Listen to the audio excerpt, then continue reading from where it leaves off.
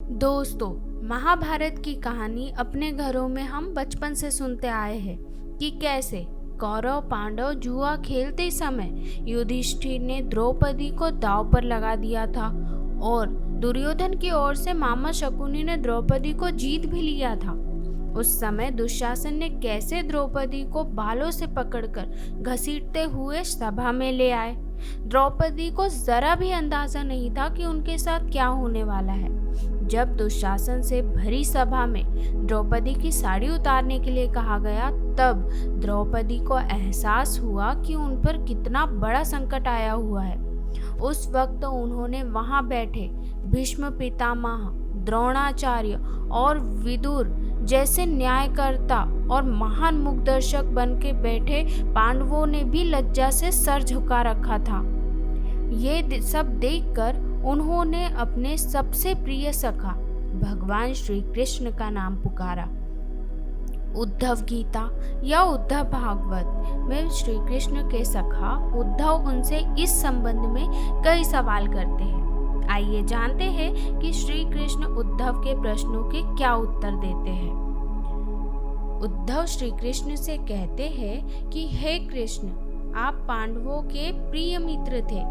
आजाद बांधव के रूप में उन्होंने सदा आप पर पूरा भरोसा किया। कृष्ण, आप महान ज्ञानी हैं, किंतु आपने सच्चे मित्र की जो परिभाषा दी है, क्या आपको नहीं लगता कि आपने उस परिभाषा के अनुसार कार्य नहीं किया? आपने धर्मराज युधिष्ठिर को जुआ खेलने से क्यों नहीं रोका? चलो ठीक है कि आपने उन्हें नहीं रोका, लेकिन आपने भाग्य को भी धर्मराज के पक्ष में नहीं मोड़ा। आप चाहते तो युधिष्ठिर जीत सकते थे। आप कम से कम उन्हें धन, राज्य और यहाँ तक कि खुद को हारने के बाद तो रोक सकते थे। उसके बाद जब उन्होंने अपने भाइयों को दांव पर लगाना शुरू किया, तब तो आप सभा कक्ष में पहुंच ही सकते थे। आपने वो भी नहीं किया।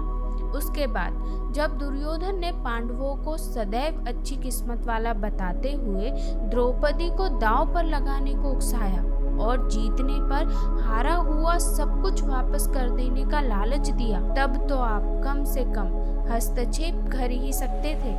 अपनी दिव्य शक्ति के द्वारा आप पास से धर्मराज के अनुकूल कर सकते थे। इसके स्थान पर आपने तब हस्तक्षेप किया जब द्रौपदी लगभग अपना शील खो रही थी।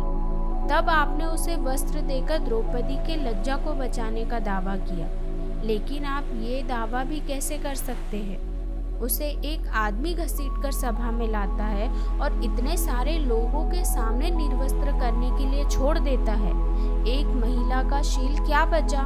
आपने क्या बचाया? अगर आपने संकट के समय में अपनों की सहायता नहीं की, तो आपको आपात बांधव कैसे कहा जा सकता है?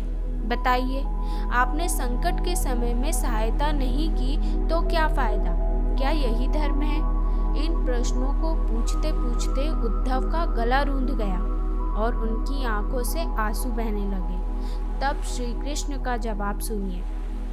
दरअसल पांडवों ने श्री कृष्ण से प्रार्थना की थी कि वे उनके सभा कक्ष में न आए तब तक कि उन्हें खुद बुलाया ना जाए, क्योंकि वे श्री कृष्ण से जुआ छुप कर खेलना चाहते थे और वे नहीं चाहते थे भगवान कृष्ण को मालूम पड़े कि वे जुआ खेल रहे। इस प्रकार उन्होंने श्री कृष्ण को प्रार्थना से बांध दिया था। जब दुशासन द्रौपदी को बाल पकड़कर घसीटता हुआ सभा कक्ष में लाया, तब द्रौपदी अपनी सामर्थ्य के अनुसार जूझती रही। तब भी द्रौपदी ने भी श्री कृष्ण को नहीं पुकारा।